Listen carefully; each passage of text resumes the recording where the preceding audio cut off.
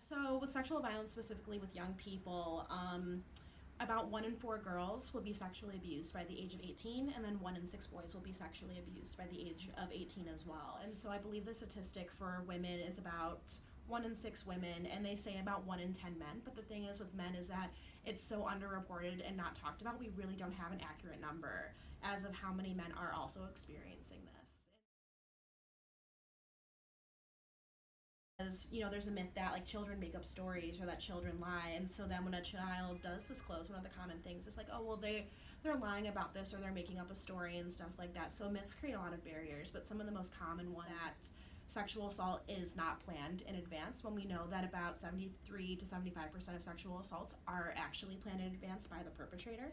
And then another important one that I like to go over is when we talk about people with disabilities, that they're actually 2 times more likely to face sexual violence and to experience sexual violence. But NPR recently published an article that said it might even be greater to up to 7 times more likely to face sexual violence. Like when we talk about myths of like, oh well, the perpetrator picked someone based on how they were dressing and all this other stuff, and it's like regardless of why someone picks someone out, it's never that person's fault that they were again targeted by someone to undergo that very violating experience.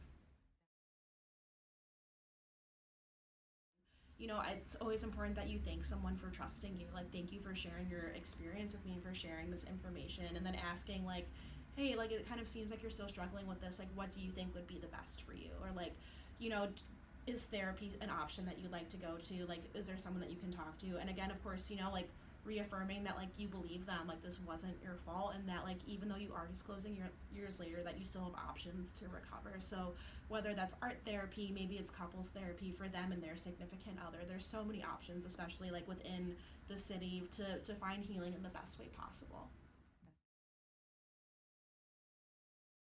to them.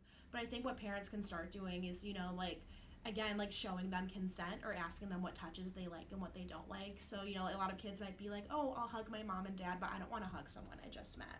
Or like, oh, I don't want to hug right now, but I'll give you a high five. And I think parents modeling that behavior of safe and unsafe touches and having that conversation on boundaries, and like having their kid be very reflective of like what feels good for them and how they receive affection, can really be helpful, and just kind of giving them that language that they can use and stuff. And so I think we call it the touching rule. So the touching rule is no one should be touching them in their private areas, no one should be making them touch them in their private areas.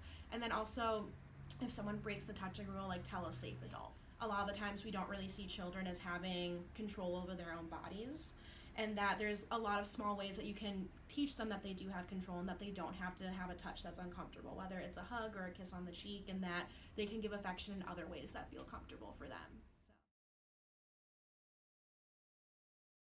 And I really believe that in working together, by sharing resources, by being open and honest about our experiences, we can really make a difference and prevent this from happening in the future.